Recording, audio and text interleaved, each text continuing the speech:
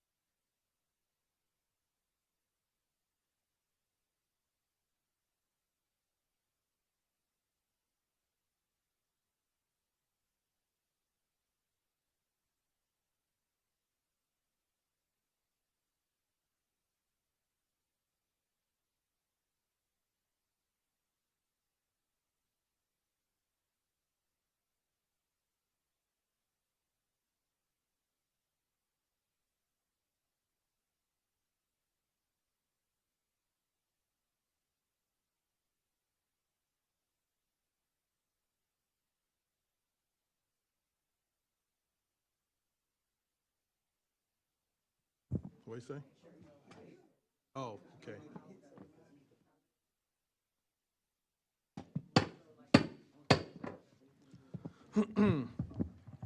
The time is now 6:20. This EDC meeting is now called to order. Ms. Haddon, can you do a roll call, certified quorum? Here.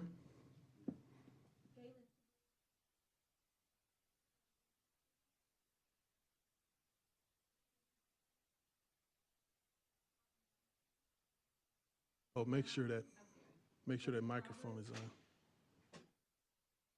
Make sure your mic. Present.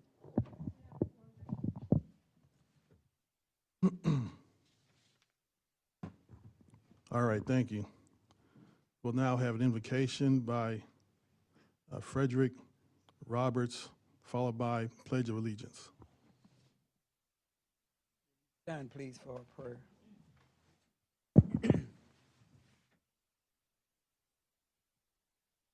Heavenly Father, our times are in your hand. Look with favor upon all your servants assembled here this evening. Give us grace, give us mercy, give us understanding as we deliberate on the future plans and goals for the city of Prairie View through the Economic Development Corporation. Bless all that are present and give them traveling graces when they leave this place. In the name of your Son, Jesus Christ. Amen. Amen. I pledge allegiance to the flag of the United States of America and to the republic for which it stands, God, indivisible, with liberty and justice. All right, now it's time for public comments. I have 3 cards here. The first one is Mr. Alfred Johnson. Mr. Johnson, you have the floor. Good evening, President and board members. Majority of my questions that I had, I previously spoke with. Majority of the questions that I had, I previously spoke with the President, Mr. Davis, before the meeting. And, you know, I pretty much had some questions about obtaining, you know, bank records or whatever. Mr. Davis has stated to me that he's going to make that happen. One of the other things that I came to say pretty much on citizen comments, I've been observing the board from home, and I do believe that they got some strong people on the board now. I talked to Mr. Johnson the other day and gave him some compliments on the things that I saw him do. But I also want to give Ms. Vita Brown a compliment for her agenda items that I see on the agenda. Because I definitely see that she's putting some positive stuff on. And the brother over here, you know, I watched the last meeting, and I saw that he was pretty much pretty fluent with the bylaws. So I think that's a way that the city can start to move forward with, I guess, people on the board that's starting to equip themselves with, you know, understanding the bylaws and charters and, you know, Robert's Rule Book of Order. I see that's another agenda item that's on there. So just wishing you guys, you know, good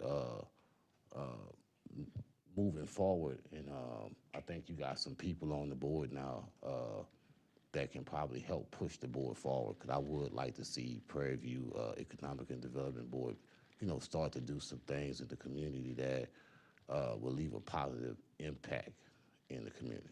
So that's it. All right, thank you. Next, we have Mr. David Allen. You have the floor. Mr. President, EDC directors, I rise to speak on item regarding the search firm. I believe it's item 3. The city, during my term, almost 5 years as mayor, but even prior to, The EDC was formed in 2008. We have not had an executive director since that time. We have went 2, maybe 3 times with search firms for EDC specifically, and about 2, maybe 3 with the city. None of them yielded fruit. And I wanted to share, and I'm speaking full disclosure somewhat biasly, since I am or should still be one of the applicants for the EDC Executive Director. But the reason I'm pointing that out to you is one of the things I found in my position as mayor that you all are running into with the Executive Director or any other hiring positions, our physical location is an issue.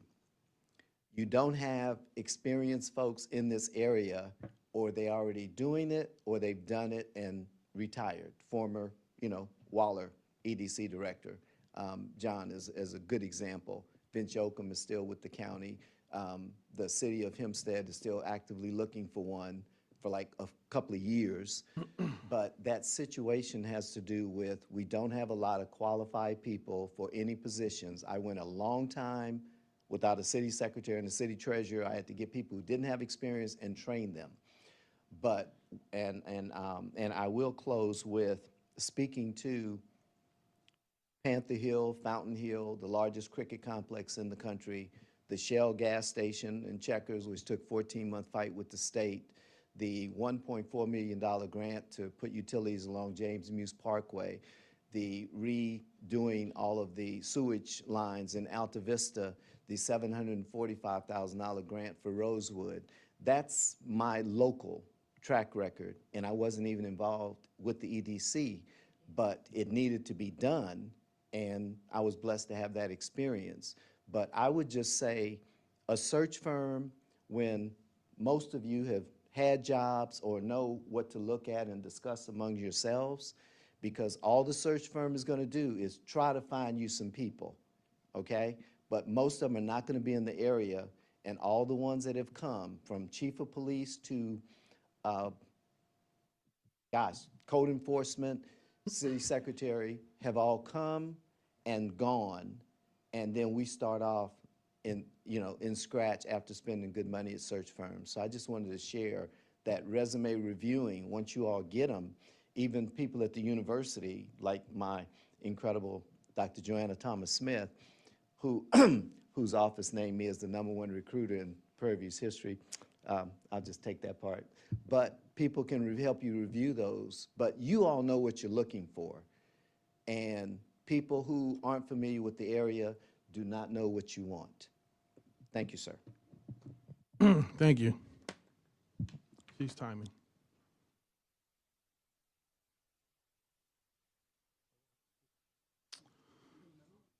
Okay, one more. It is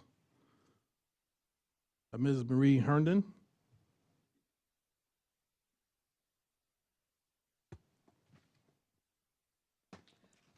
Good evening. Good to evening. the directors, to all present this evening.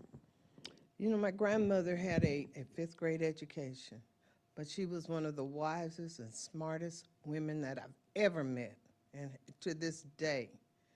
And one of the things she used to instill in us, see, I was born here a few short years ago, and I grew up here until I left and went to California for 35 years in 1968 and came back and been back here since 2002. Do for self. Do for self. We need to start looking from within. We don't need to search anything. We have enough talent right here in this city, and we don't need to be paying thousands of dollars for someone who doesn't know the community. They don't know us. They don't know our history. We have people right here. Start from within. You talk your economic development, recycle black dollars. You talk about that, that's economy. You're not doing it when you're reaching out to someone else who's not here.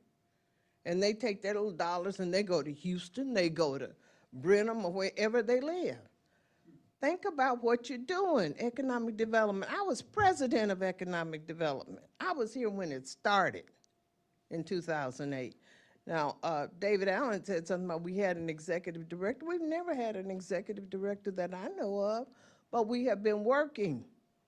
My first assignment on the Economic Development Board was to put that Tapscott Park there. We did. 4B did that. Turned it over to the city because we couldn't hold land, property like that. The city let it go down. Look at it. We are our own worst enemies, and we wonder why Purview can't move forward, because we're not forward thinking. We're always backward thinking. So it's no point to getting a search committee, a company, and pay them thousands of dollars when we have the talent, we have the people right here in our city. Now, the small business development, when we were looking for a director, they were willing to help us. Have you reached out to the small business development on campus? They're our best asset, and we don't use them. We don't need to be paying a search company thousands of dollars for what we already have here. And we got to get out of that yes, sir, boss attitude. Oh, yes, sir, boss, you can get the right person. No, we can get the right person for ourselves. So please, stop and think and stop just spending, spending, spending. You don't have to do that. We have talent here. Look from within, and let's hire from within, and let's recycle back dollars. Thank you. All right, thank you.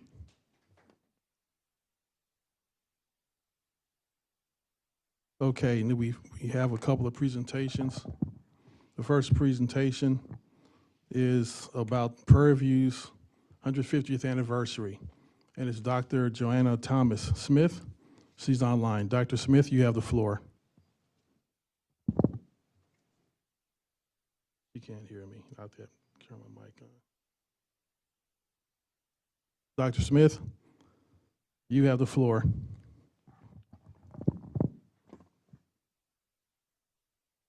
Thank you.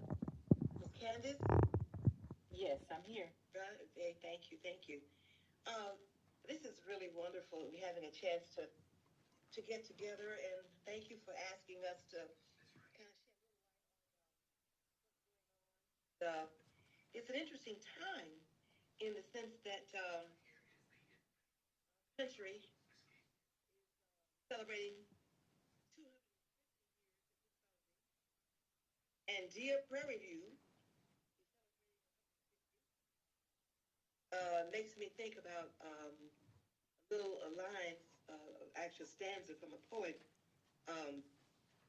Langston Hughes, when he said, I am the American heartbreak, the rock on which freedom stood. Great mistake that Jamestown made long ago. And so what he's referring to is 407 years, 1619, when slavery began, the moment when the nation stubbed its toe. And I think in large measure, we realize that, in fact, the theme for Purview's sesquicentennial is rooted in resilience, rising in imminence. There's a saying that if you have a dream that doesn't scare you, it's because it's not big enough. So when I think about Purview and I think about the founders, and I think about Mr. Burton, Mr. Holland, and Mr. Gaines, think about the fact that they were in 1876, the three remaining members of the legislature, black legislators, who at one time had gotten up to 52, 53, that they actually stepped in the arena in the interest really not of, per se, Purview or higher education, but in wanting to see free public education, wanting to see public education provided, supported by the state. That was what the whole thing was about. And of course, that came the notion of the founding of A&M, what is now Texas A&M. And of course, they wanted to know, well, what about the colored boys? What about us? So you know that it took 2 years, from 1876 to 1878, for 8 young men to be identified in their respective communities to allow to come to this place in what was referred to then as Hempstead, because what is now Purview was really in the Hempstead SMSA. So you think about how what it must have been like back there on this former plantation. What it must have been like for them to try to establish the place. And when you read the history, the late Dr. Woolfolk lays it out very clearly that it was rugged. It was not. You almost cannot even imagine from where we are now as a people and as an institution. You almost cannot even imagine what it must have been like. But trust me, when you read about it, you see that the persistence it took to be able, the resilience to be able to stand when on every side there was something or somebody who was telling you that you didn't need to be, you never would be, you would not become nothing would become of you. And so just think now from those eight, what we call unknown or eight great, I call them great young men to now over 10,000 students. And you think about all the graduates. How many, Miss Johnson? About 86,000, yeah. Now, I don't know, I know all of you probably know me. I've been around 100 years. I don't know if you know Miss Candace Johnson. She is a Purview graduate, very proud Purview graduate, and she's let her tell you a little bit about what she does and her role in this, so that because you'll probably see more of her than you'll see of me in all of this, because she's right in the center of it. Candace, would you just let them know who you are? Sure. Been employed with the university for about 14 years, and I recently accepted a new role of brand engagement officer. That is going to allow me to dedicate a lot of my time to helping make sure that this sesquicentennial year goes off without a hitch. We have 8 planned signature events that Dr. Thomas Smith and I will go into further in our presentation. But I kind of dedicate all my time to making sure that the community knows and that everything is planned and on the side until they find my replacement. I also run marketing communications, which is what I've done for the last 8 or 9 years. Oh, and you just can't imagine the expanse of where we've come from. Remember, we were running things off and taking pictures and gluing them on things. Technology has made it really possible to do all kinds of things, and having the talent like Miss Johnson and her team, just a good team, to put this out there is just amazing. We're using social media quite a bit too.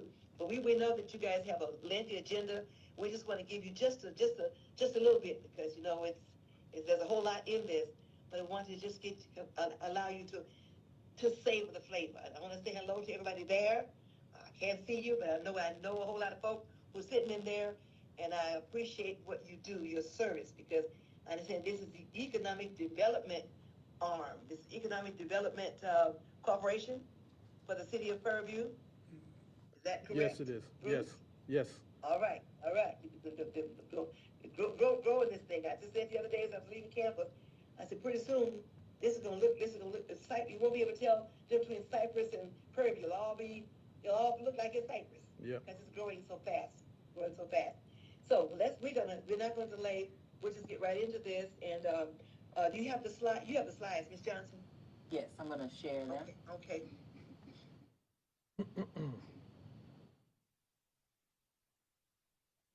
About beautiful campus.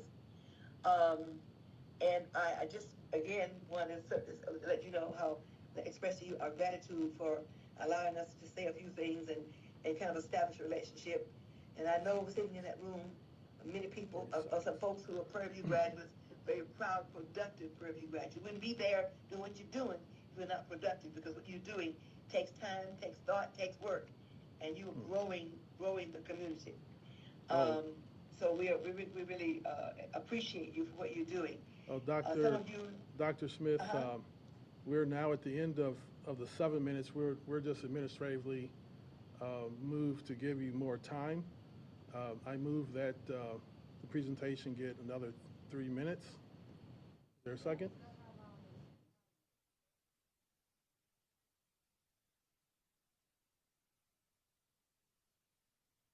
It's about a 15-minute presentation.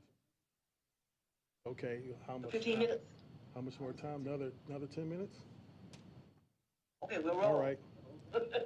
And I move it's been, that we give the presentation another 10 minutes. Is there a second?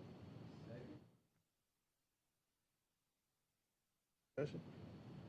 It's been probably moved and second that we give this presentation another 10 minutes. All in favor, say aye. Opposed? Motion passes. Okay, please proceed. All right, you say roll, huh?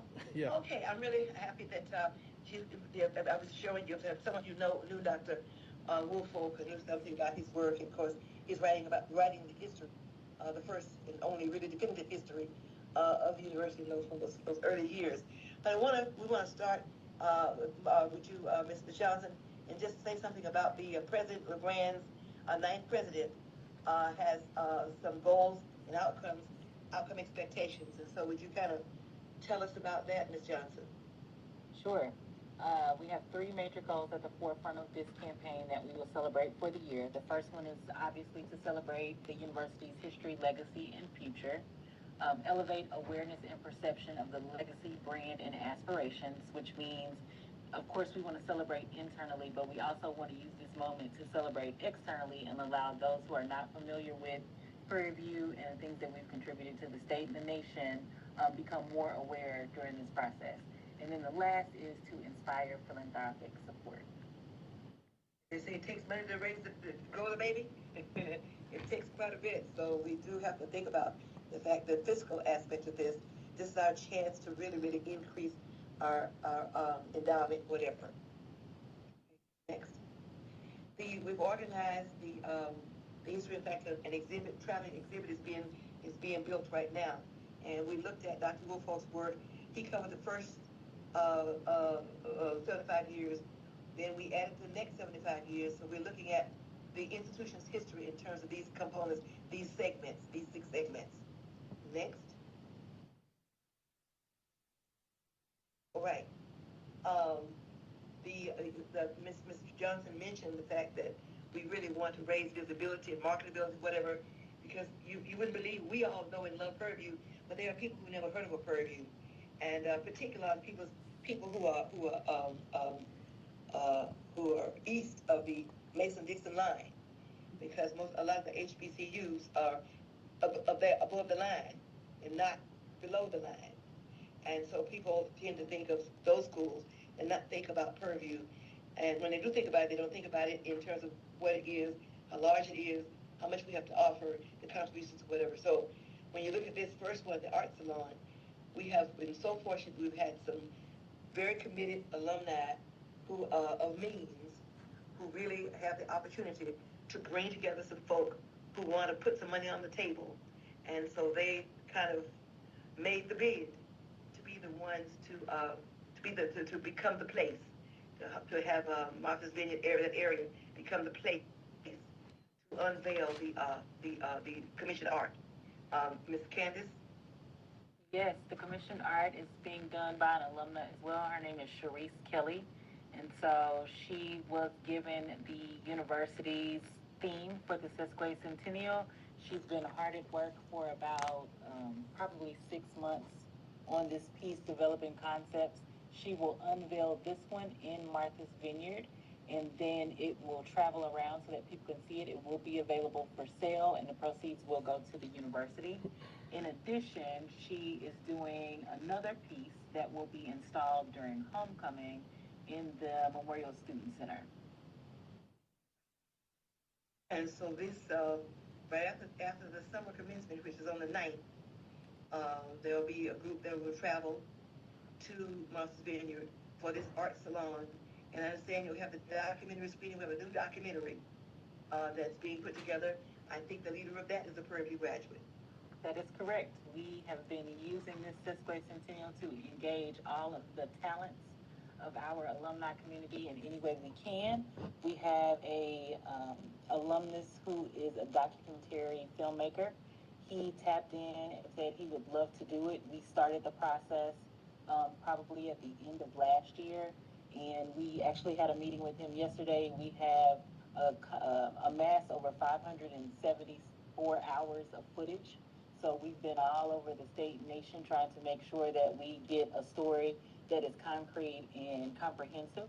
We will show that one premiered at the Martha's Vineyard African American Film Festival as a part of the festival, and then we will premiere it again here at Homecoming. Now, the actual day that Prairie View's founding is charter is actually August the 14th.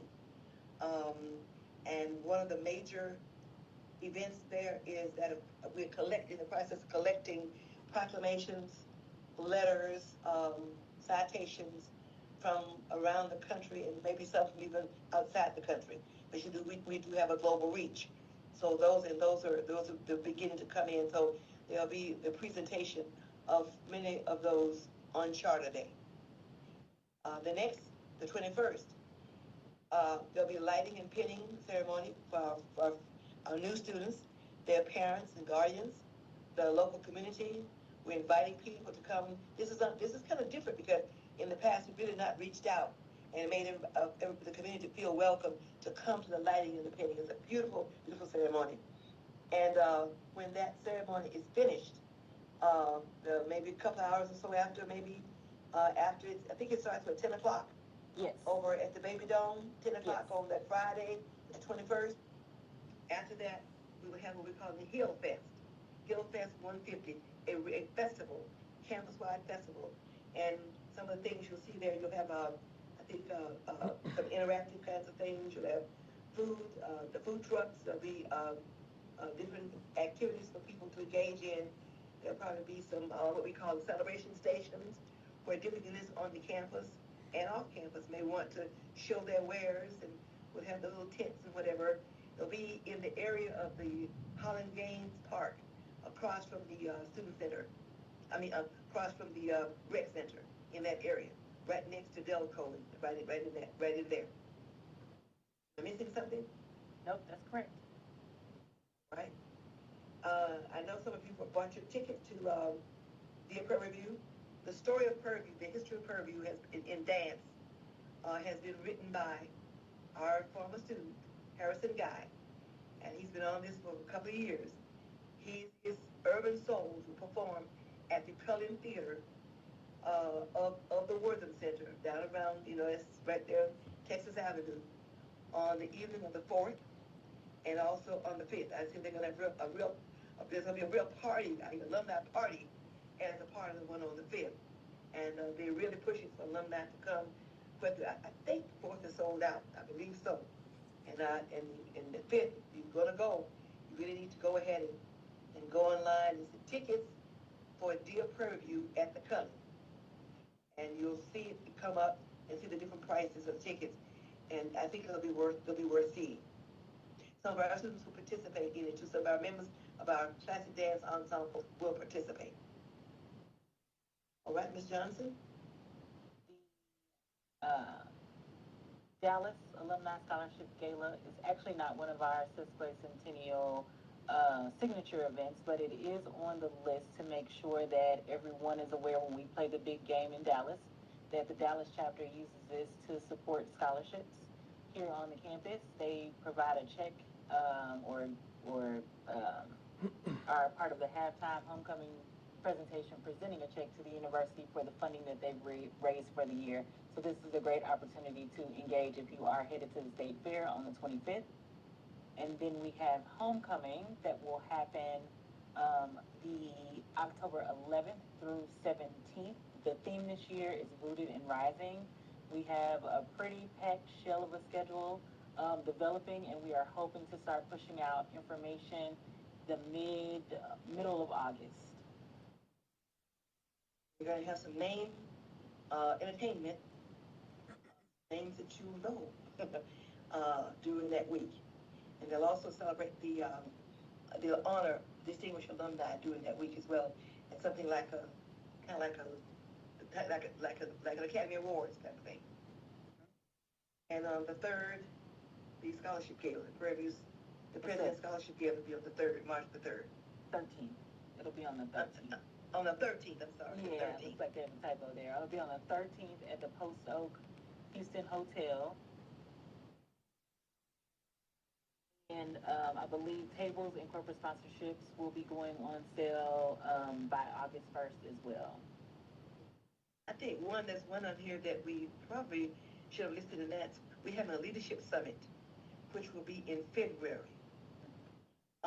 And we will be bringing named persons here to address different aspects of leadership, probably entertainment, athletics, academics, business, whatever. So that's set for February, early February.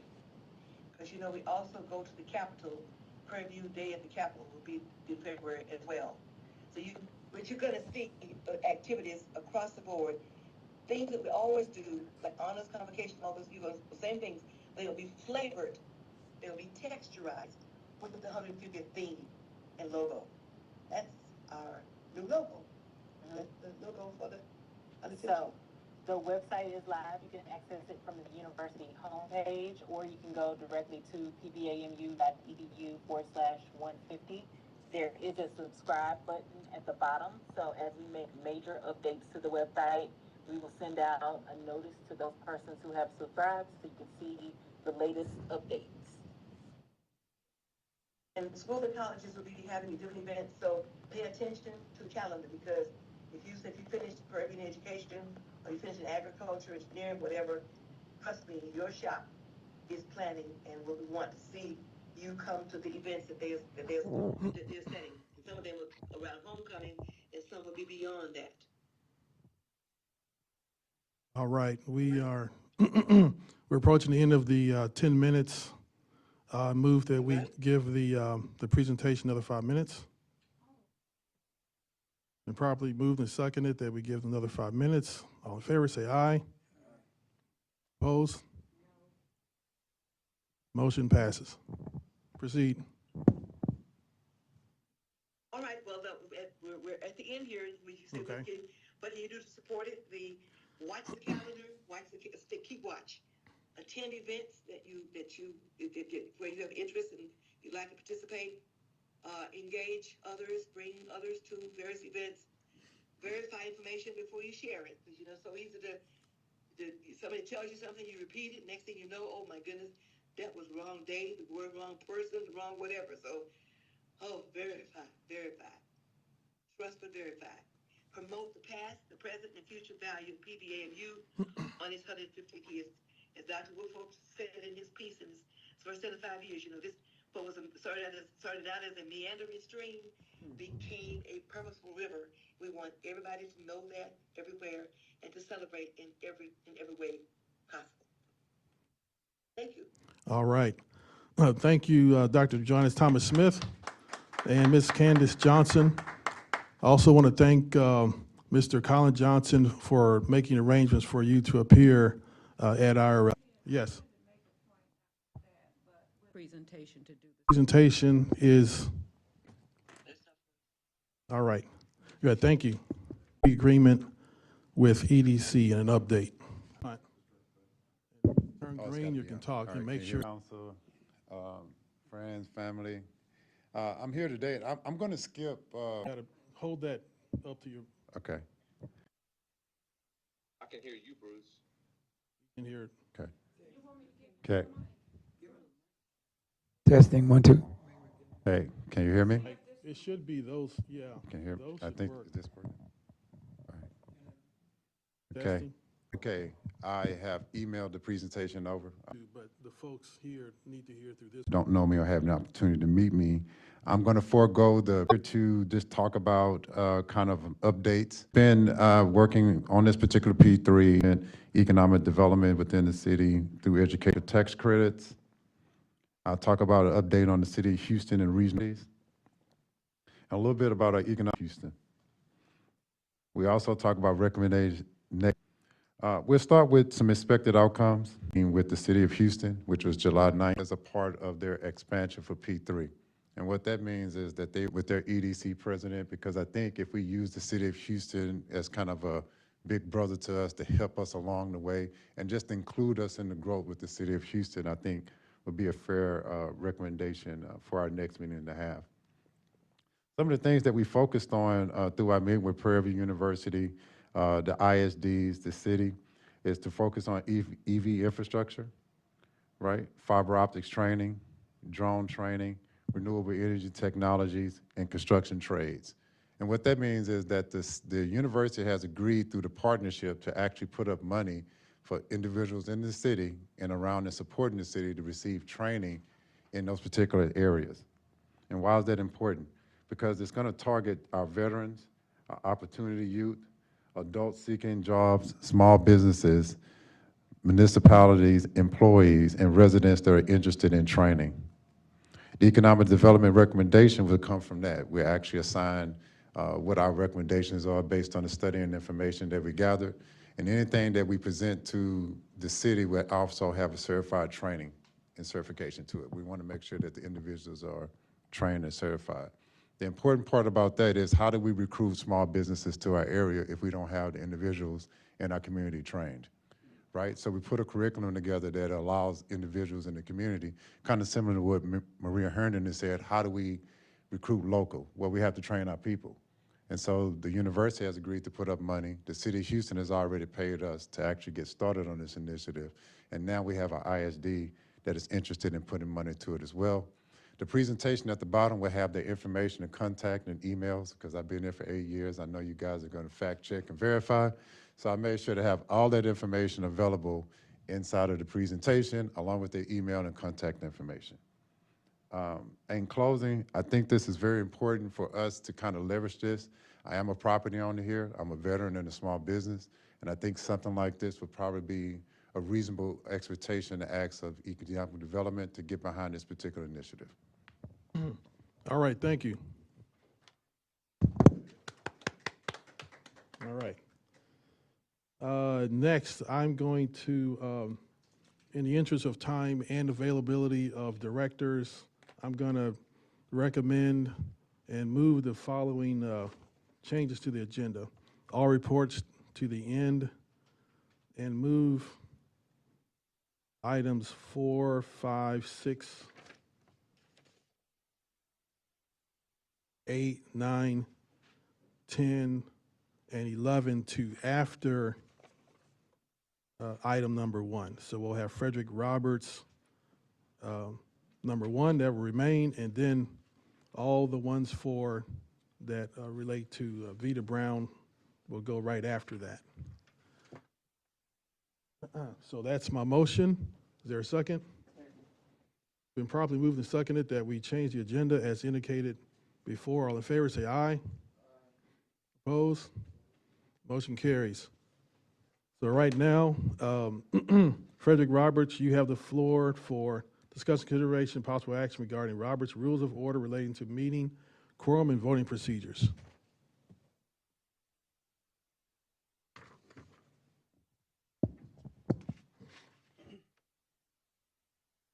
Good evening, board members and citizens.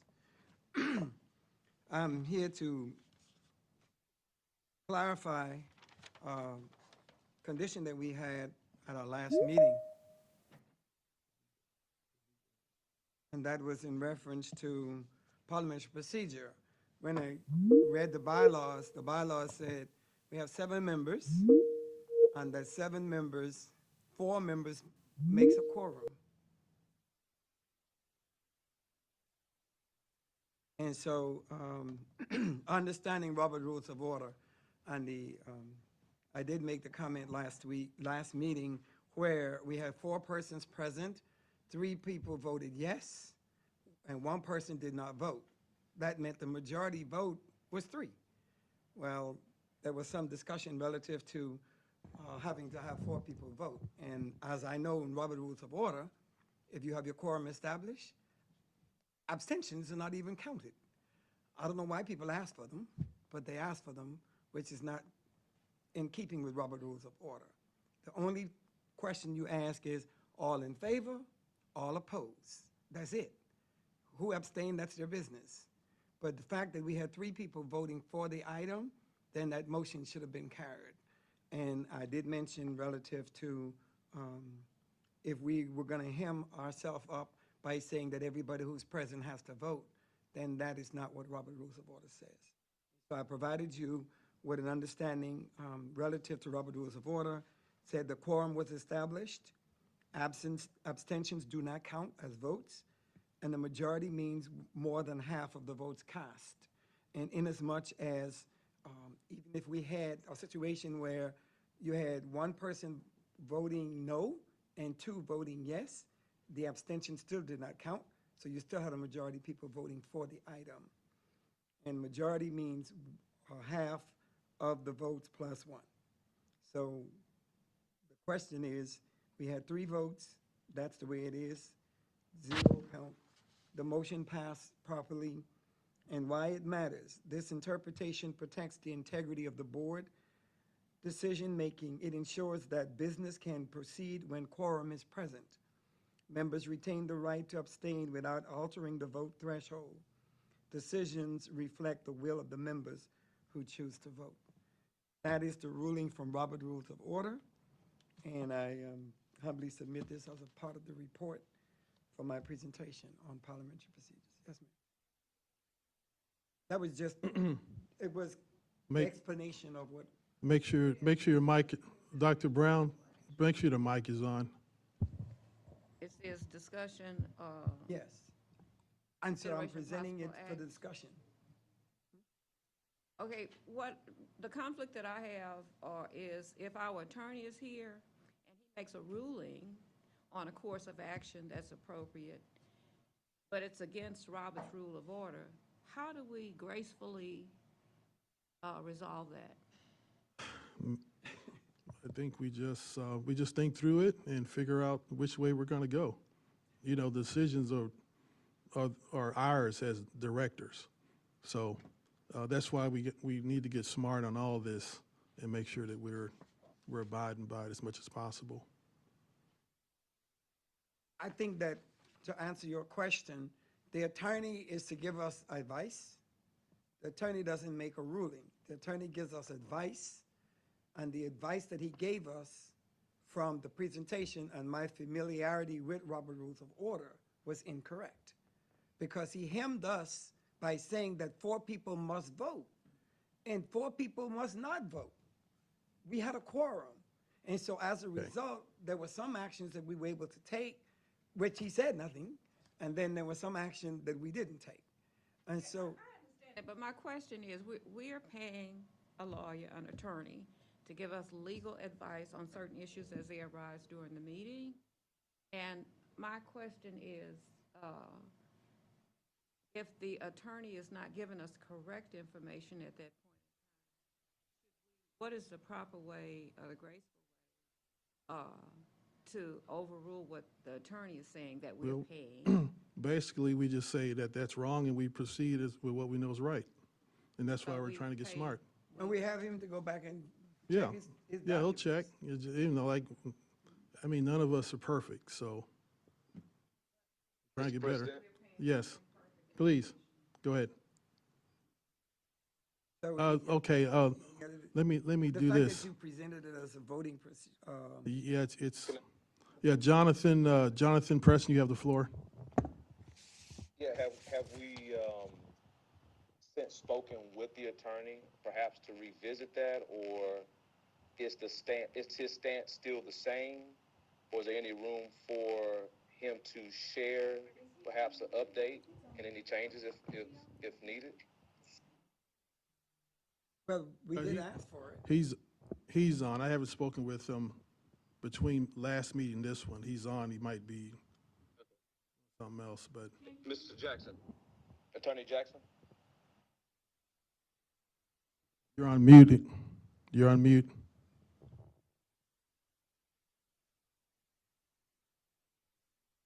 Mr. Jackson?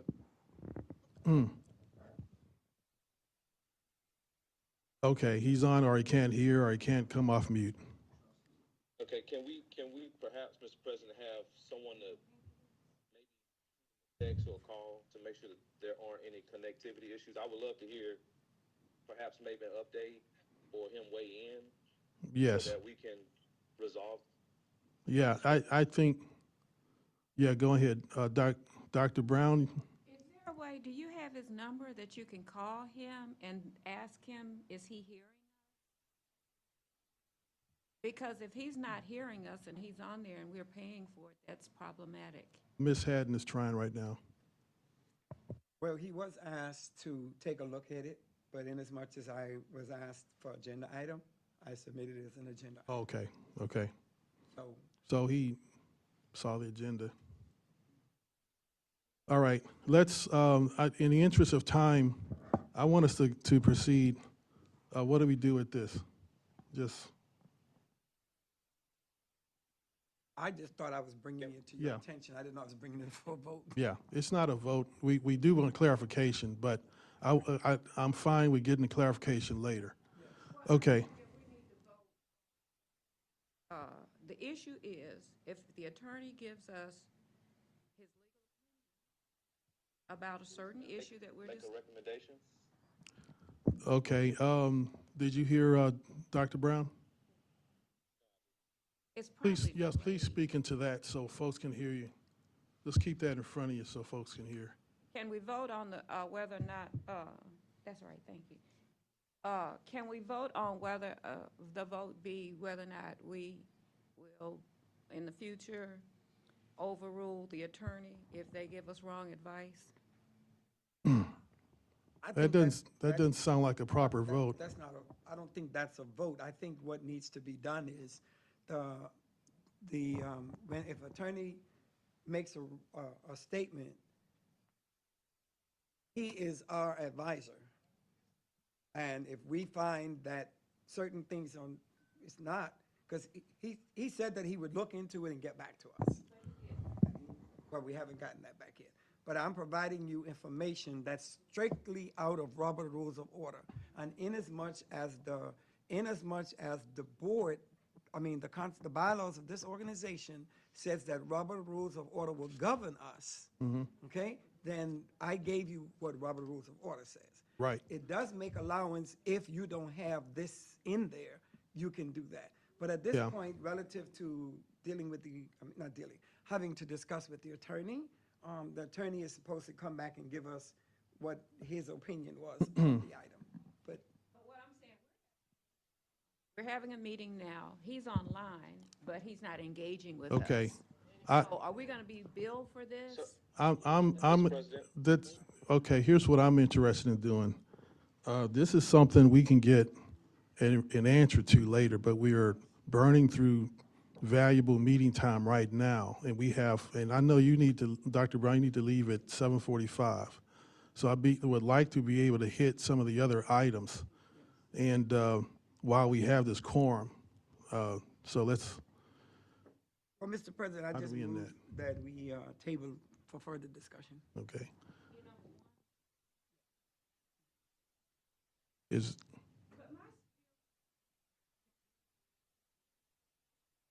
I know it's a concern, but we need to move on. We need to move on. How do we table this? You said you tabled? Okay, it's been properly moved and seconded that we table item number 1. All in favor, say aye. Aye. Opposed? Motion carries. Okay, so we're going to move to item number 4. Item number 4, discussion consideration. Well, actually, before that, I need to, yeah, go ahead, do number 4. Discussion consideration, possible action to disseminate resumes of all pertinent CV information of executive director candidates to board members. Dr. Brown, you have the floor. That is, kind of goes along with number 3. Right. And so we can discuss number 3, but my concern is we haven't seen, well, let me just speak for myself.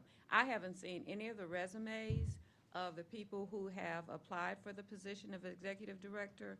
I totally agree with what our residents, our tax-paying residents are saying about how we're spending this money with a consulting firm. I do disagree that in the past, the search firms haven't yielded fruit, because we have yielded fruit. We've submitted, we had a search firm that came up with a candidate. We submitted it to city council, and it never got put on the agenda. But I do agree with them that we really don't need a search firm to spend that money, because the person who ends up being that needs to be, we have a very unique structure here. And so I'm asking that the board be provided with all of the resumes for those who have applied for that position. Okay. Is there a motion?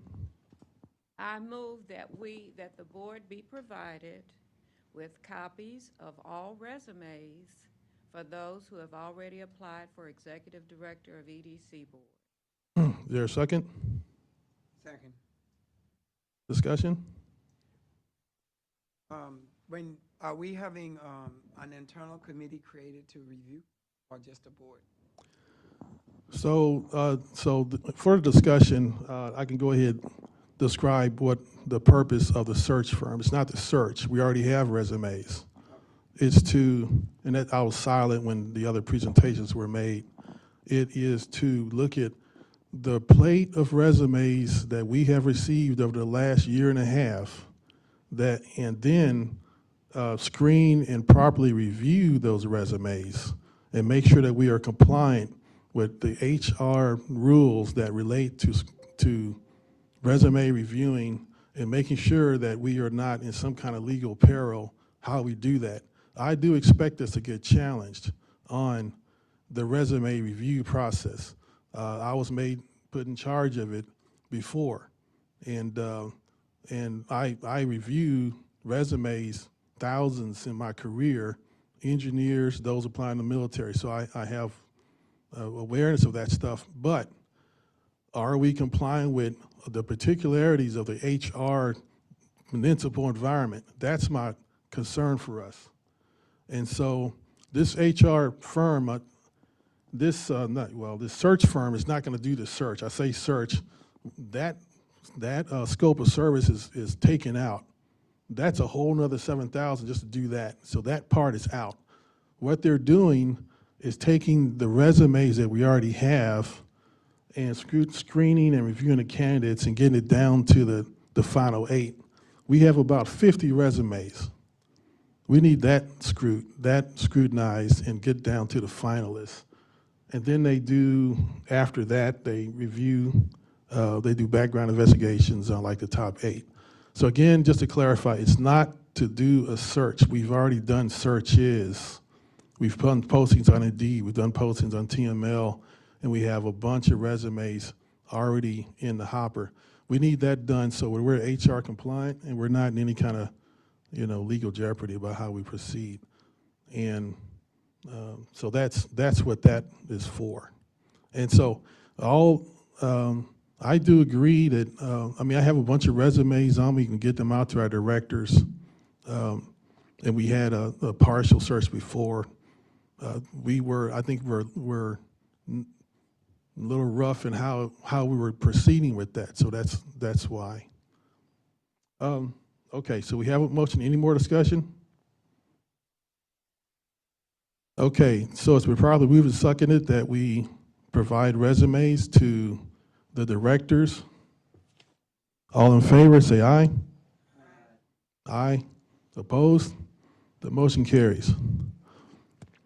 Number 5, discussion, consideration, and possible action to form a committee to make updates, edits to the EDC bylaws that establish general duties.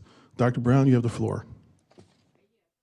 The last meeting that we had, we were going over the bylaws. I think it was bylaw workshop or whatever, and we discovered some very serious critical flaws in that. Right. And so what I suggested that we have a bylaw review committee to go over it with a fine-tooth comb and come up with the corrections that we saw and any other flaws that were in that. Okay. Do I have a motion? And it doesn't necessarily have to be EDC. You know what? No, I'm sorry, go ahead. Yeah, go ahead. EDC board members, it could be board members and then members of the community Correct. or members of city council, we can, establish we can have Yeah. 5, but you are the one that comes up with the Right, committees. right. So, our bylaws, the president's, the person in this seat is the one that determines committees, and I agree that we should have one. So I don't think we need to vote on it, but we'll go ahead and form one. So I will get with the directors to form one. Well, we have some volunteers already, and we'll just form that committee. What else do I need to do? Anybody? Just say I'll form a committee, that's the action? Is that how it is? I form a committee and then the board votes on the committee? I think I saw that, yeah. Okay, all right, so I'll form a committee, and by the next meeting, we have the ability to vote on that committee, okay? All right.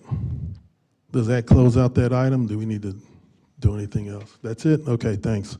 Number 6, discussion, consideration, possible action to form a budget, finance, and audit committee for annual meetings. Dr. Brown, you have the floor.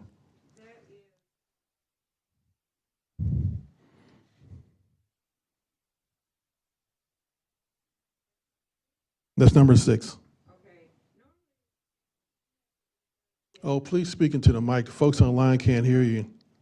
What we've done in the past is, before we have our annual meeting, we look at the budget, what we want, the direction we want to go for the next year. And so there's a committee, Budget, Finance, and Audit Committee, who will get together and do that and conduct the budget workshops. I think we either have 2 or 3 budget workshops before the budget is approved. So we need to get on that now. It's July, and Yep. we probably need to get on that right ASAP. You are correct. And so the last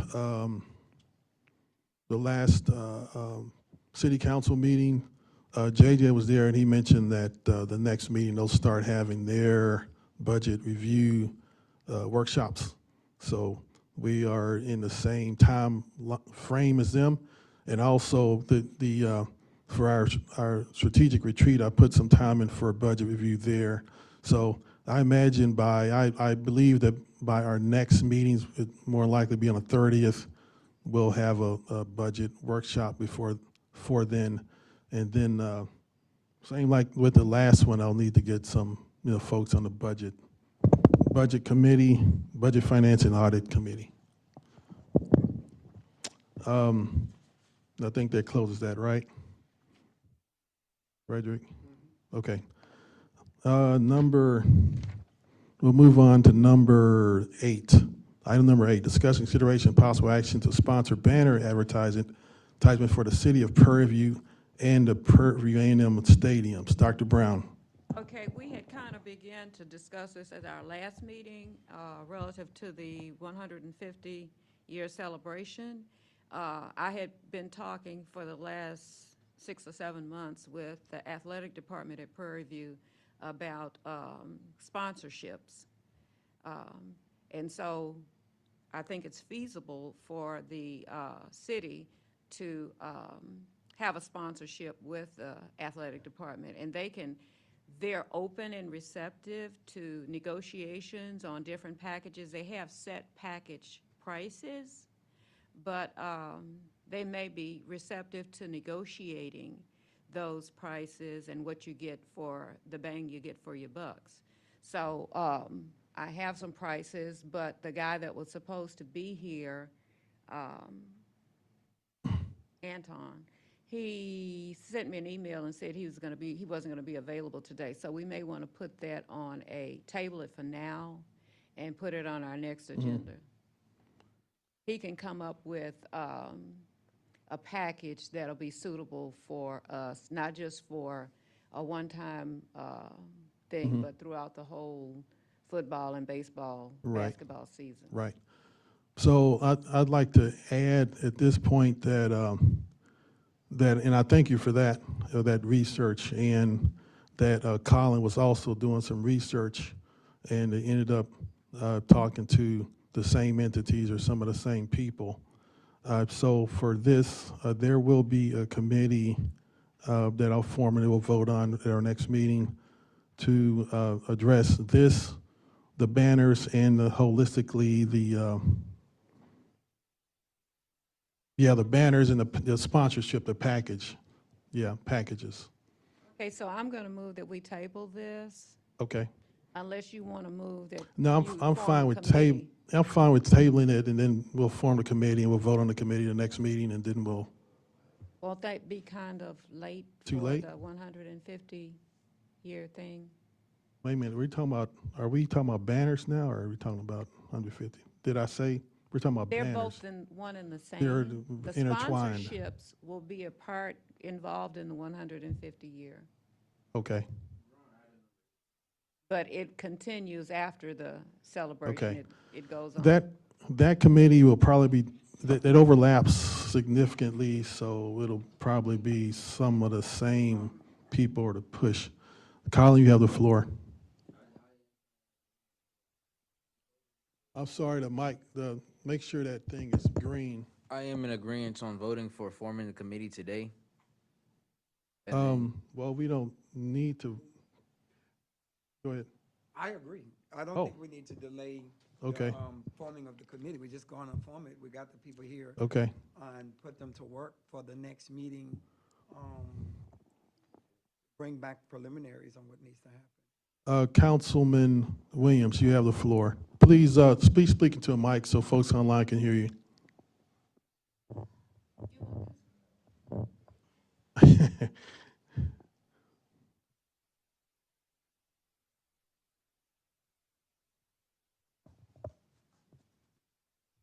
Can someone explain the two Oh, different she's things y'all are not talking talking yet. about and what they entail? I'm sorry, speak up so the folks online can hear.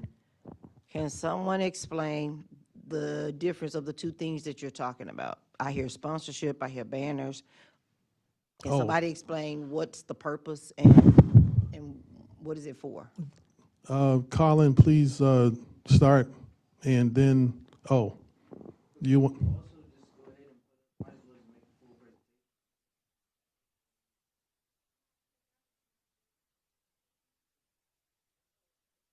So Vita Brown, why don't you just start out and tell me and explain exactly what was this about? What is this? Is this something?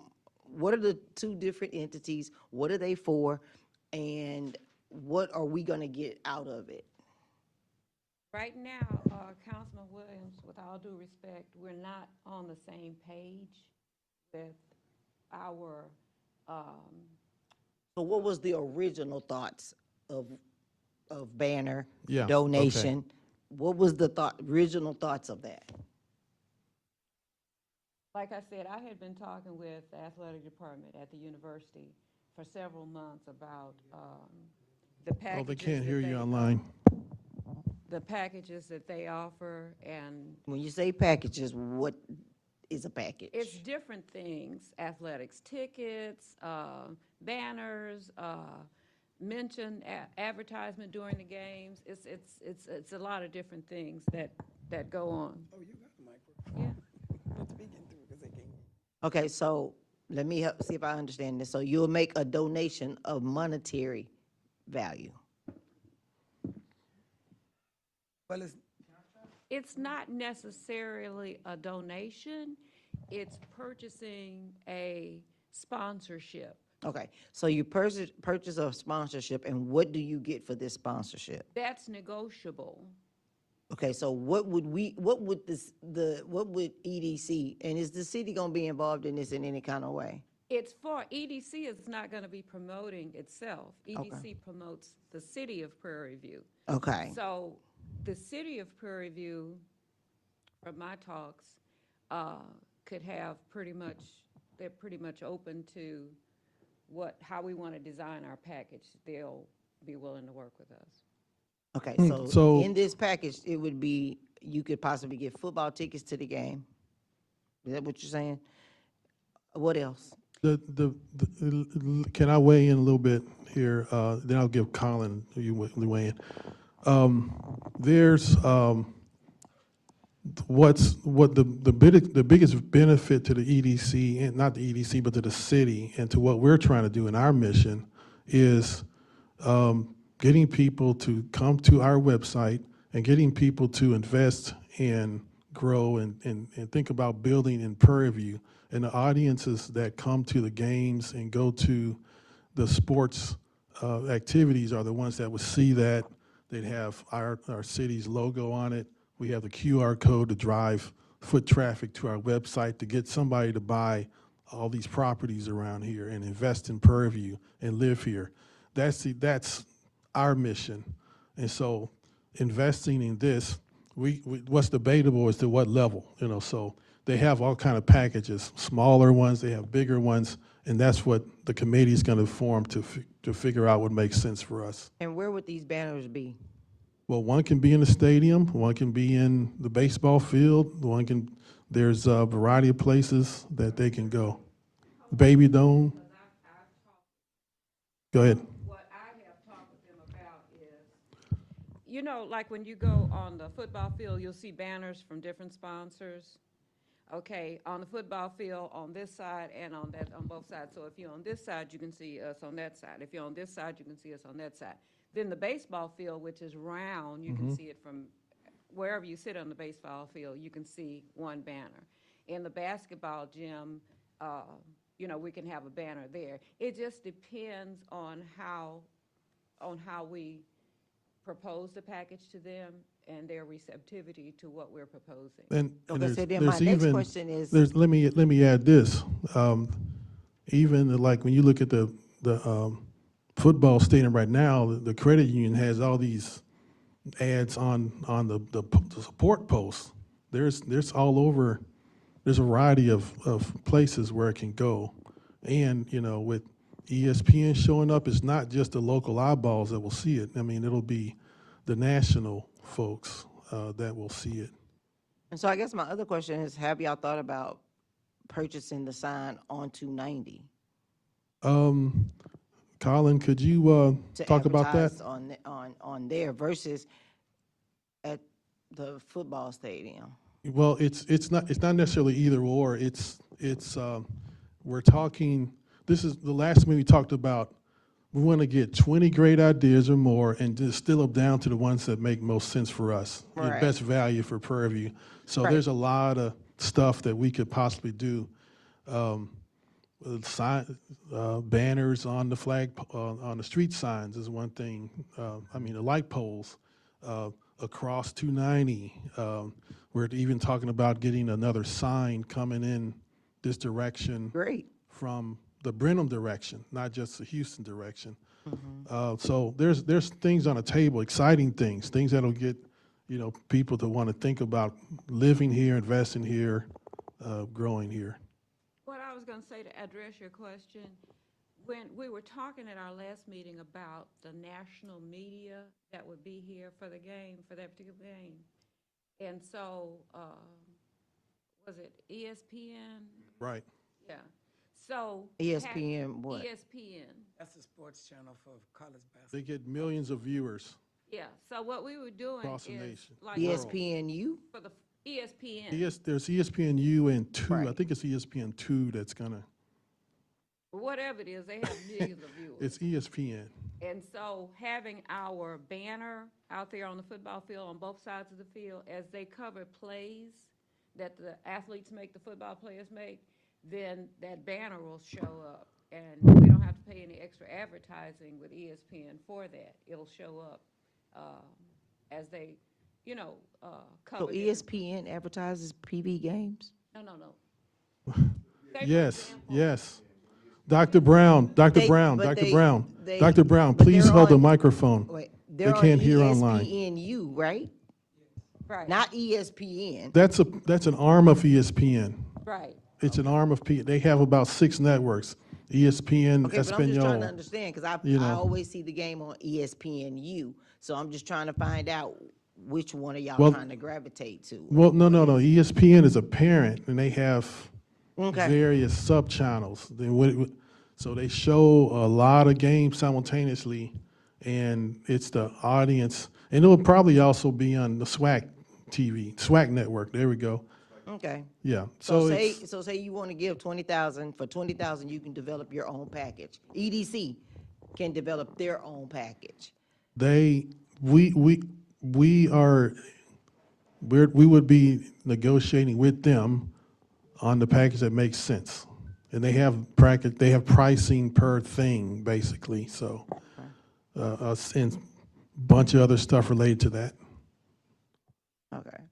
And that's why I You was wanna say- asking, is the council gonna be anywhere involved in this? Or Yes, this is- because This, y'all just doing this yourself? It would be y'all because it would be more than $5,000, so y'all have to approve stuff like that. It doesn't necessarily have to be more than $5,000, depending on how you break up the packages. Like, so I guess it Because- depends on what you want in the package. Right, and you can do two $4,500 packages Well, y'all, under $5,000. It just depends on how you negotiate the deal. yeah, and y'all will see y'all will see the budget anyway, so y'all will see that large number, and we'll have the ability to up or down it. Colin, you have the floor. I was about to say, I had two different Oh, points. hold on, Jonathan. Oh, yeah. Colin has the floor. Yeah, just two different points in the sponsorship. So yeah, like you kind of just saying, there is the ability to make our own package, and I think some of the ideas are banners in the basketball stadium, banners in the baseball field, banners in the football field. There's also the opportunity, I think he said, to purchase the padding and have city logos on the padding and Visit Prairie View on the padding, digital scoreboard, advertising, 30-second infomercial, the title sponsorships. And then also on another point, I was thinking, just kind of separating itself from the university a little bit is hard to, but Prairie View A&M Athletics is a business entity and is one of the kind of more larger revenue generators in the city. And so that opportunity to kind of invest alongside with them, especially with like NIL and all those things kind of coming along, would be a great opportunity for the EDC and in regards to employment and things like that. Okay. So for this one, So y'all gonna table this until y'all able to speak to Mr. well, we'll form a committee. Oh, I'm sorry, Jonathan, you have the floor. Yeah, I just wanted to make a comment. Wanted to see if Councilwoman Williams will be open to being a part of that conversation. I think, is it Dr. Brown that's really leading that initiative, which is a good initiative? Is she open? He's asking if you want to be on the committee or be part of this effort. Sure, y'all might not like the Okay. results, but So sure. shall it be done? Because I'm cheap, So- so y'all might not like the, Not want Councilwoman Williams to be in the dark, but rather involved and aware Okay, of what's going on, because it is a true partnership. right. Yes. Yeah, that's fine. Yes, That's fine. good. That's fine. Okay. Okay, so I'll form a committee, and that committee will start getting to it. Yep. We're gonna form the Is committee. it How safe to soon are assume you- that Dr. Brown is gonna lead that committee? I'll lead it. Based on the chairman. Okay. Well, I move to establish a committee relative to sponsorship with the university. athletic Okay. program. I'll say the initial committee will consist of Dr. Brown, Colin Johnson, and Councilwoman Williams, Wendy Williams. That'll be the initial committee, and it may grow from that, but that'll be the going in. Can we go ahead and vote on that? Okay. Was it second? I didn't, I Second. can move. Oh, okay. We've already debated, okay. It's been probably moved and seconded that Dr. Brown lead the committee on EDC sponsorships. It will also include Colin Johnson. It will also include Councilwoman Wendy Williams. All in favor, say aye. Aye. Aye. Opposed? The motion carries. Oh, there's another. Also, I need to go ahead and say that at 6:30, Jonathan Preston joined the meeting. I mean, he's been on, but just got to go ahead and say that for the record now. That was number 8, right? Number 9, I want to table that until after the committee meets, and we'll come back with a budget. we could correct. You're talking about the budget committee? No, I'm talking about for the, for number 8. Yeah, Once that committee is formed and meet, we'll come back. back with a some stuff budget, for that. Okay, what it is we plan to do. for 150th? But Okay. 150 is just a part of the overall sponsorship. So I need to, okay, then, Table number 9. all right, let's table that. Do we have a vote to table or Yeah, I just? move that we table number 9. Second. We probably moved and seconded that we table number 9. All in favor, say aye. Aye. Opposed? Motion carries. Number 10, discuss consideration of possible action to identify and select a professional photographer through contract for important city events. Yeah, I noticed that in the past we've had a guy. Do you remember the guy's name that would always be there with the camera? Right. Is he still around?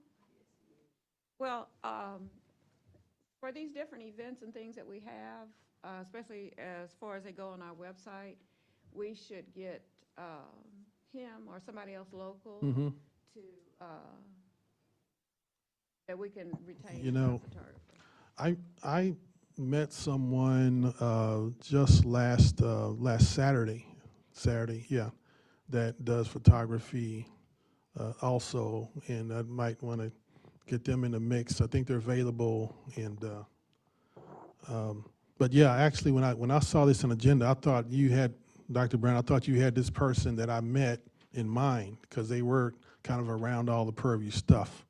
Is it the same person? It was a young lady. Well, you're thinking about somebody else, okay? Anyway, I have her contact information, and So what I'm going to make a motion that we invite those 2 people to our next meeting to do a 5-minute presentation and give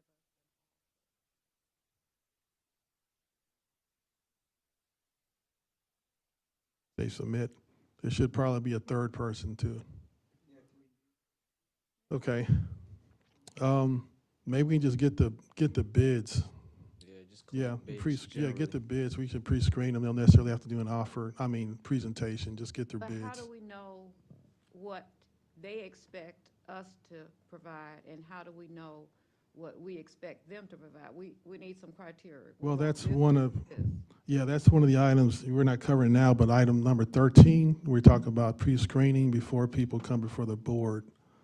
There's something I want us to go to, but, Why don't you just meet? exactly. I mean, it just slow it. We'll just get, yeah, I don't think we need 15 minutes worth of presentations on photographers. But we do need them to just say, hey, we need a photographer, bid on it, basically. And then they give us their bids Or you just. or the services. Like one-to-one thing, you like the other. Exactly, yeah, yeah. But can we agree on using those 2? And when I say agree on using those 2, we need to make a decision. And we need to make it clear from the beginning what our expectations are. Yeah, I feel a little remiss, but on like only expecting those 2 or 3 to do it. But yeah, we do need professional photographers, and yes, we need to do the business process to to get them into our hands. Well, Mr. Kincaid does everything at Prairie View, at the university, at Hempstead, at Okay. Waller, wherever he's invited to take pictures. Is she talking in the mic, Bruce? We can barely hear you. Tell him to be quiet, maybe he could hear. She said, Heard it, didn't you, Preston? yeah, Heard it, Preston. the folks online, they So need I'm to just hear. saying, you know, that Mr. Kincaid has been around a long time. Right. And he does a very good job with taking pictures. All you have to tell him to do is where to be and what you want. Okay. All right. What action what makes sense for us to proceed? So would it make sense that that I move that, we contact Mr. Cade and get his interest in being the primary photographer? Kincaid. Kincaid, I'm sorry. And then you can contact the other person to be our alternate? I don't know if it needs to be primary alternate. I just think we need to have a pool of photographers that we can grab from. So you need folks that are pre-qualified to do our work. That's what we need. And then, We know Kincaid okay, is qualified. Yeah. We know this because we've had years of experience with him. okay. So, So do I make a motion that he's our primary person? I don't necessarily want to say primary. I do want to say he's qualified to do the work. He's qualified to do the work. He has a proven track record. Go ahead, Jonathan. Yeah, I think it's going to be beneficial to get. Typically, you have a list of vendors, right? Qualified vendors that we can select. It's in the budget.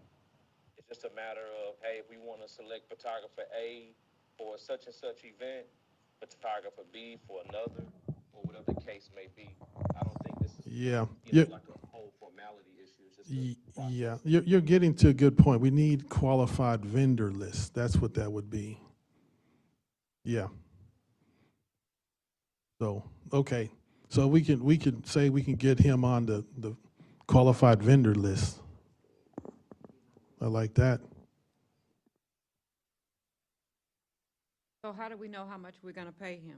I mean, Well, that's when you bid for it. That's a activity to activity thing. How much would you charge us to take photos of the bike race, you know, whatever is going on, Blackberry Festival, you know, calling the other floor. Are we discussing like a retainer type situation? I think that'd be the easiest. Just, you know, flat fee month to month, and they can come out as much or as little, but as long as it's a reasonable rate. Yeah, I guess we look at options. Retainer has, you know, its pros and cons, but it depends on how much we're going to use them. Yeah. So yeah, I think the best thing for tonight is just to say we're going to get him on the qualified vendor list. I mean, I think that's the.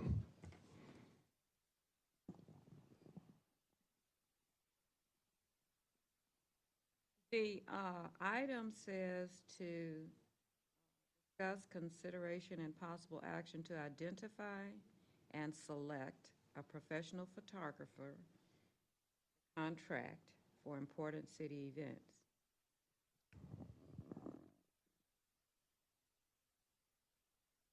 So do you stick with that, or you modifying it, or what?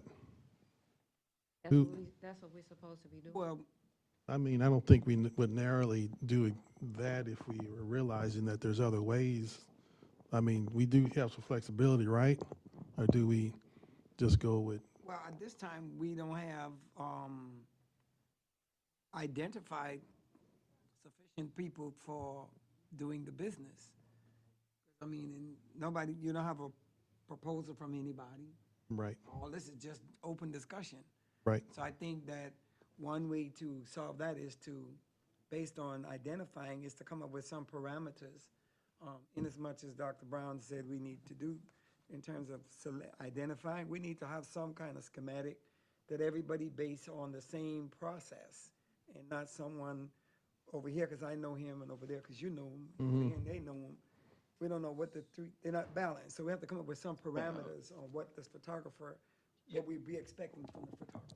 For right now, why don't y'all just think about choosing 2 people and inviting those to call, get in touch with whoever wants to get in touch with Mr. Kincaid?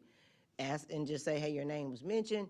We may have some photo opportunities that we would like for you to do. Can you send us your budget or your bid for what you're gonna do? And then, you know, if you know the young lady, Yeah. President Davis, you contact her, Yeah. ask her the same thing, have her send you Okay. what she would do. I don't think Yeah. it needs to be, you know, difficult. But Yeah. they need to have the same parameters. Right. Mr. President, Hold on, Dr. Brown has the floor, and then I'll give it to you. No, she said go ahead. You go ahead, Jonathan. yeah, I think we all align here, Mr. Roberts. You make a good point. Here's what we can do. It's what they call a capability statement, Yes. right? So the services that they provide. So either vendor, whether I know them, you know them, if we know good photographers, we can send an email request. I'm sure Miss can help us. Yes. For them to forward to EDC their capability statements with their pay rate sheet, what they charge. That gives the board or whoever's in charge an opportunity to see the services that they offer at what rate. Then if it's something that we're asking for specific, like a package bid, whatever we want them to do specifically, that information from their documents or resubmit a request saying, hey, this is what we want, price this out. This event will be 4 hours. We're looking for photography and video, etc. Yes. So we can develop, or we can send out a request for a capability statement with their pay rate, and then we can work from there. I think that's going to be the easiest thing to do. Okay. Okay. All right. Board, I need a motion. We need a motion on this. Or we table it, or we know what we're gonna do type thing. Discussion, Bruce? Can we just keep it as discussion? Just keep it a discussion? But Okay, and We proceed? need to take action, and I think that we need to take action because we keep kicking the can down the road, and, you know, But There's been we no don't have- kick at this point. we can't We're take just started. action on any photographer at this point. no, what I said was what she said. Send them, the 2 people, an email or some kind of notification, tell them what we talked about, ask them if they're interested in it, ask them to send us a Yep. bid. Yes. Well, you know That's what? the action. I can make a motion. Motion. I can make a motion. I move that Dr. Rita Brown and Bruce Davis contact the respective photographers by the next meeting and determine their pricing and qualifications for photography work for the EDC. Is there a second? Discussion. It's been properly moved and seconded. What I just said. All in favor, say aye. Aye. Aye. Opposed? Motion carries. Next.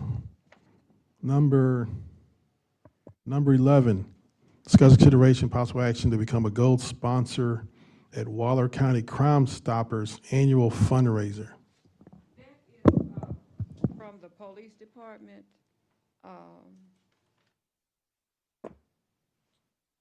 Detective Mendiola is supposed to come in here and explain what it is. Okay. You all should have a handout.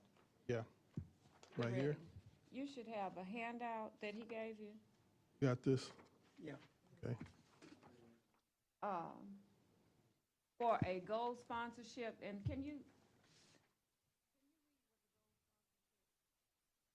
The highest one is a platinum, but the gold one is, Got different levels that read bronze, silver, gold, and platinum. Gold includes an entry fee and a meal for 8, provides 20 first responder meals, a designated table towards the front of the venue, and sponsorship recognition.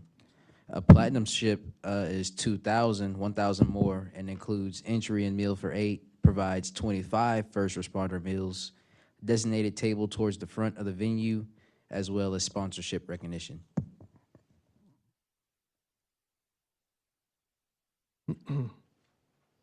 Hello, my name is Detective Sergeant Mendiola with the Prairie View Police Department. Thank you for everyone having me here today. All right, welcome. So I'm understanding that y'all kind of under one understanding or understanding how this all works. So the Crime Stoppers organization is almost like gains a lot of their money from fundraising as well as the continued work they do. If anyone's ever seen any kind of commercial or advertisement about Crime Stoppers, if anyone wants to, for instance, report a crime, such as they've been involved in sex trafficking, drugs, narcotics, violent crimes, family.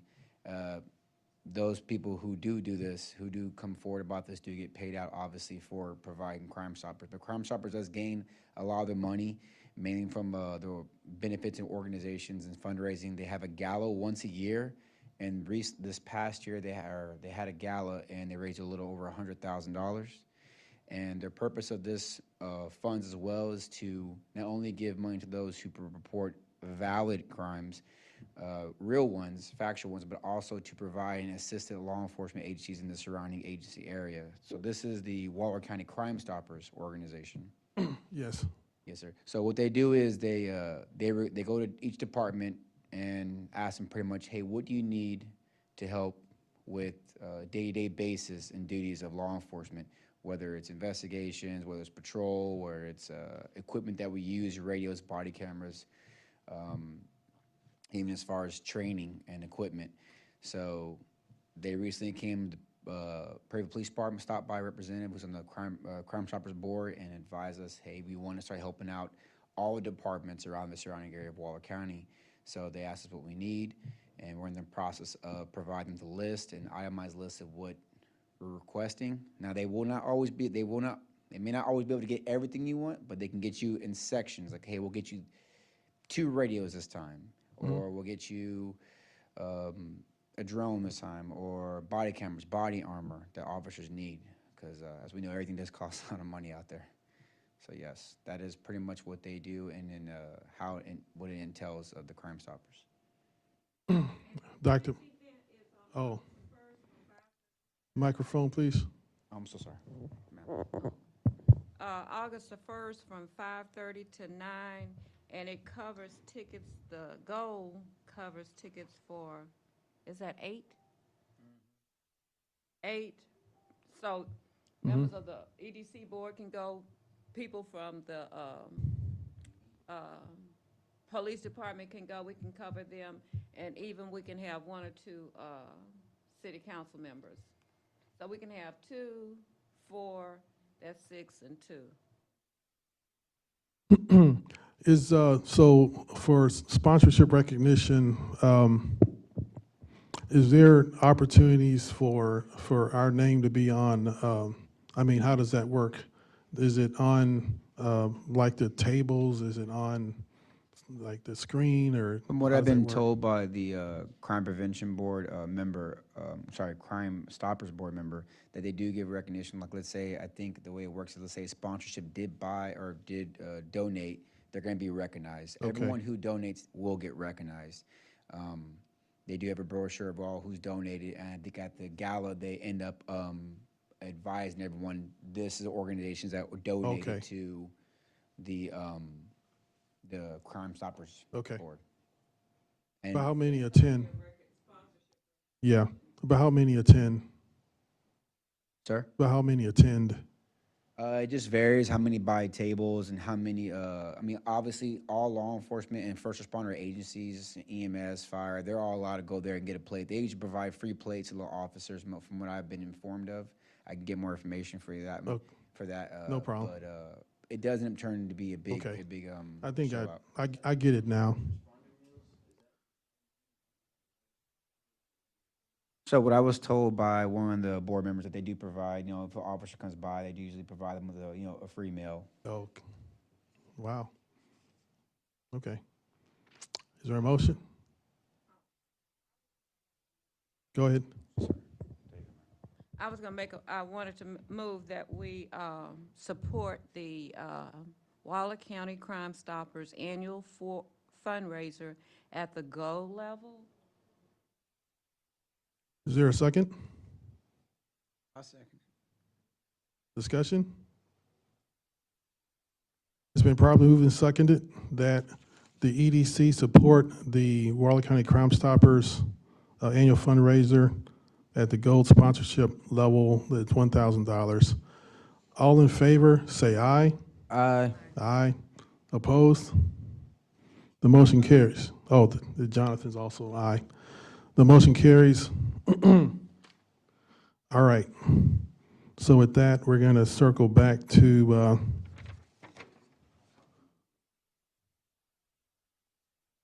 I'm going to table item number 2 on the agenda. Number 3. Number 3, discussion and consideration of possible action on selection of executive director search firm, Clear Career Professionals. Okay. So we talked about it during item number 4, but here's what this company would do for us. I spoke earlier about our need to be compliant with how we are doing things on the EDC, particularly how we go about searching for the executive director. I expect us to be challenged if we are not doing things in accordance with municipal law and all that stuff. I'm not an expert at it, and I think we all have experience screening people and making selections, but I don't think we are experts at it. So I think it's worth our while to spend what it takes to bring the process into compliance and get us to our top 8. Again, we have 40, 50 names. They need to be screened. Some have come in. They come in a variety of sources, so we need to make sure that we're doing all that. And it would bring integrity to the process. So I got this was a draft agreement back in March, 7,000 for like these steps right here. It would include a background investigation. There's normally a fee for that. And yeah, and when I presented this to council, Councilwoman Williams, maybe you can weigh in on this if you could. I know you're trying to sneak out, but I think these rates are reasonable compared to what I've heard other entities spend for this type of thing. I think the most important thing is to have an outside source to dwindle down your applications, so nobody Yeah. can say they didn't get chosen because somebody on EDC don't like them, or somebody on the council don't like them. So I think it's good to have outside source to look at the applications and get you down to that 8. Yeah. And then you decide as a group if you're going to interview all 8 or if you wanted to dwindle it down even more. But I think it's good to have an outside source to do that. Yeah. And so just to clarify, it's not the search. That element we're not buying. That itself costs like another 7,000. We're just buying you have all these resumes, scrutinize them for, compare them to the requisition. Do they qualify based on that? And it's not like what Councilwoman said. We get scrutinized for, oh, you left so-and-so off, you're biased, whatever. Yes, we're all biased, but we need the unbiased eye to look at it. It's worth it, in my opinion. So, Hey, Bruce. yeah, go ahead. Hey, I'm inclined to support this agenda item. I do agree that having them and their support in sifting through the resumes will be a benefit to us in the city. I know at the end of the day, they're not making the decision. That's right. They're just advising us. At the end of the day, we have to make the decision through voting, and then ultimately get it approved through city council. So I am inclined, I know you've spent a lot of time working on this, actually over a year, and time has been far spent on selecting a EDC director.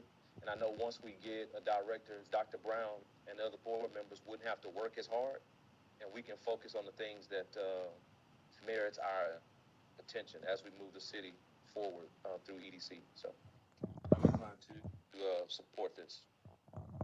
Okay. I guess I can, well, I'm allowed to make motions, so I move that the, oh, go ahead. Support this said agenda item. All right, is there a second to that?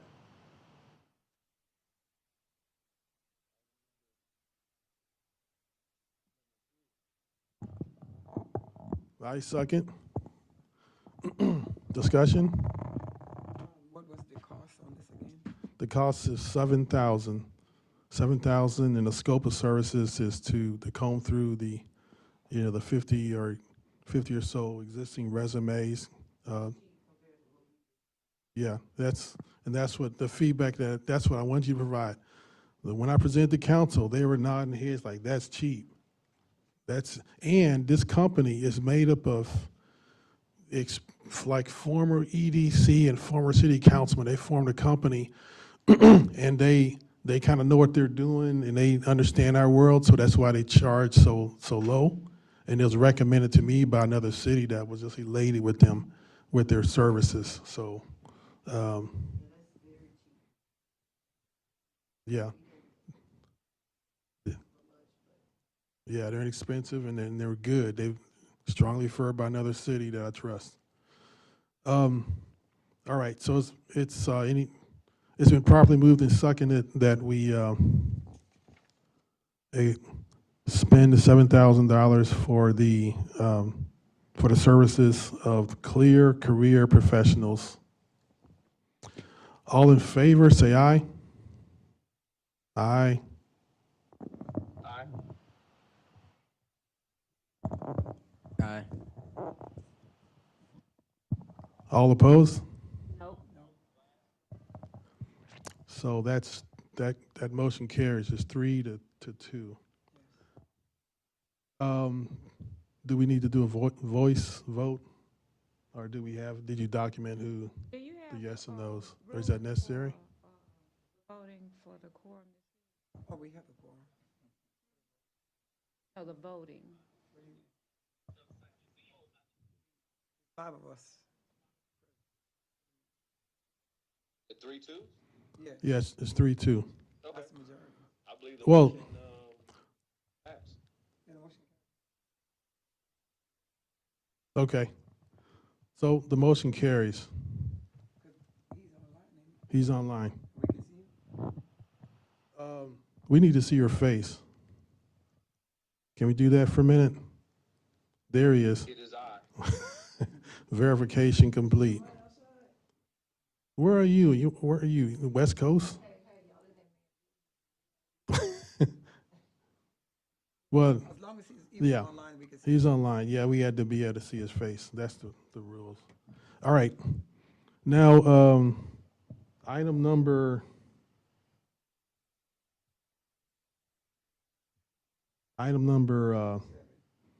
12. Okay. Let's table number Oh. 7. Yeah, because I'm not ready. to I'm discuss it. over the time that I'm supposed to leave, but if I leave, Correct. Let's, there's 7 board Yeah, but we will have a quorum because he's on. count here, it has to be a physical. yeah. What about the open, I think the open meetings, I think Vita's right on that, Open Meetings Act. It's online, it's treated a different way. All right. Well, Bruce, so if I'm online, and so here's how it goes. My understanding as it has been explained over the past 3 or 4 years that I've been involved with EDC. So if I don't count as a majority for having quorum, but I do have the ability to vote if I'm virtual. Dr. Brown, is your understanding a little different on that? Yes, he's on it now. That's exactly what I'm saying. That's exactly what That I'm is saying. correct. I thought we just had this exact conversation at our last meeting, relative to a virtual, board participant. They are Okay, that's- there, as long as they can be Really? verified, then they are, part of the quorum, and for Go voting ahead. purposes, they must, be able to be verified as in person. Oh. Number 7.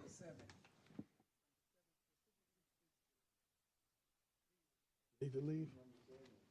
Page 7, quorum 4.10. Okay. Go ahead.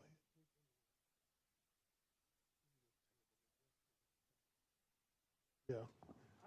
She's gonna step out. Do we'll lose a quorum for a moment?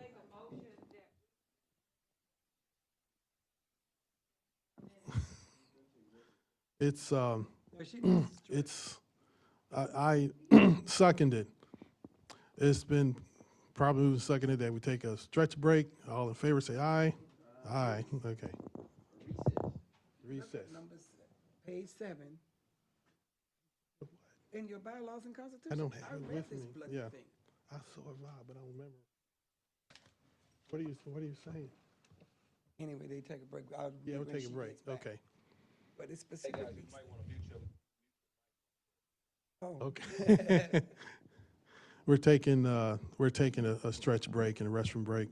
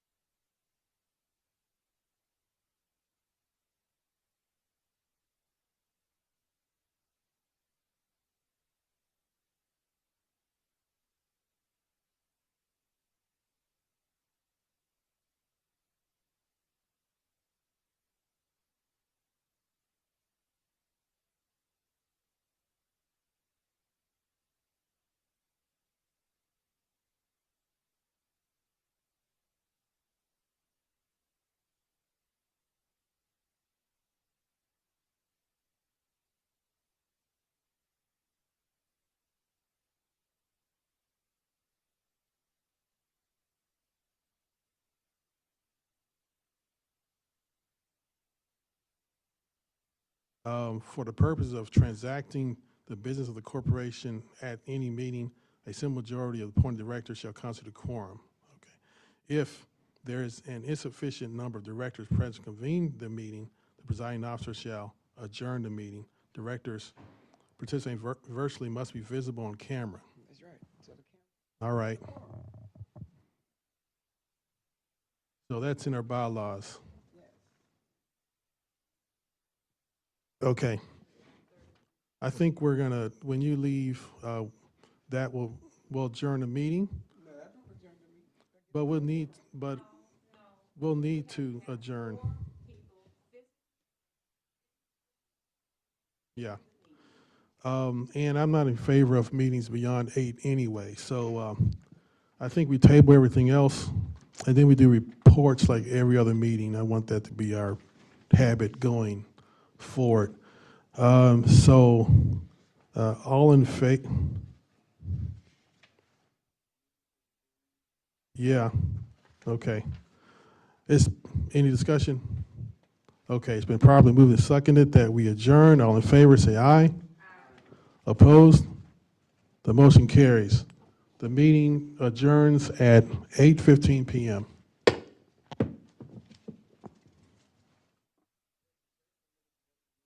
Hoorah.